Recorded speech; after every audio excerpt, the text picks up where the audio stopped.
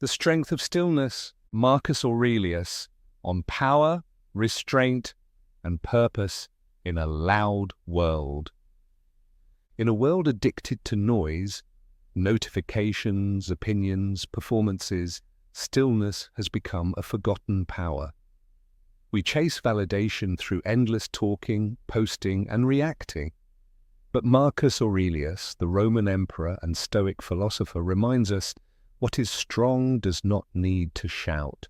While others fight to be heard, the Stoic practices silence not as absence but as mastery, not as evasion but as alignment with reason.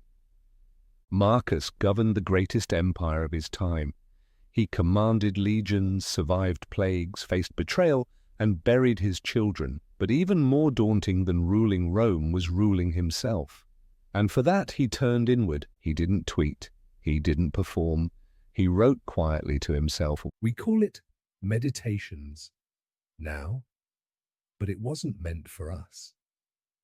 It was a series of reminders to be still in chaos, restrained in rage, steady in grief. When everyone else spoke to be admired, Marcus wrote to stay sane. The discipline of restraint. If it is not right, do not do it. If it is not true, do not say it. Words are not harmless. They bind us, they trap us in commitments we didn't mean to make. They reveal our thoughts before they're fully formed.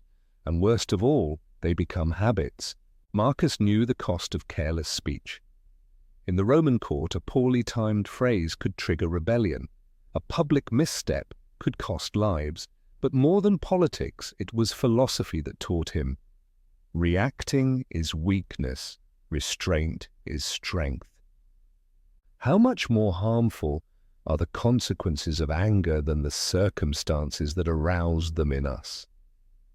He trained himself to remain quiet when others exploded, to observe his inner storm rather than let it break outward. This wasn't emotional suppression, it was emotional refinement. There's a story from his youth. As a student of the Stoic philosopher Junius Rusticus, Marcus once lashed out in frustration during a public reading. Rusticus said nothing at the time, but later in private he asked Marcus to recite the words of Epictetus, "No man is free who is not master of himself." And that was the day Marcus began journaling daily, and in meetings, in conflict, in love, he practiced pausing. He let others reveal themselves. He waited, he listened, he observed. And in that pause, he found power. The emperor in the tent. We picture emperors in palaces, but Marcus wrote most of Meditations in a battlefield tent. At the freezing Danube frontier, surrounded by death, betrayal, and exhaustion. He didn't write strategy memos. He wrote things like, "You have power over your mind, not outside events. Realize this and you will find strength." No audience, no likes. Just a man trying to hold on to who he was. He had no certainty the empire would survive the invasions. His generals were divided. His health was poor. And yet, he chose to write instead of rage. He reflected instead of shouting. He guided instead of controlling. Each morning before first light, Marcus would light a lamp and open his scrolls. His soldiers knew when the emperor was writing, he was at war with himself. They called it the emperor's silence. The losses he didn't share. He lost 8 children. He led through a plague that killed millions. He ruled an empire that doubted him, and he did not complain. Do not waste what remains of your life in speculating about others. He grieved, but quietly. He endured, not performatively, but with discipline. He believed pain was real, but how we respond to it is our choice. Silence was not a mask, it was a shield. He loved deeply. His son, Commodus, broke his heart. His wife, Faustina, was both partner and mystery, but Marcus did not spill emotion into politics. He did not use grief for pity, he bore it silently.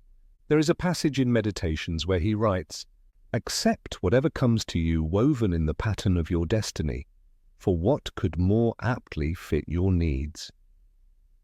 Imagine writing that after losing your fifth child, the quiet ruler. Marcus preferred philosophy to politics, but he did not retreat from his duty. He held meetings, he passed laws, he endured endless flattery and betrayal. And he remained calm.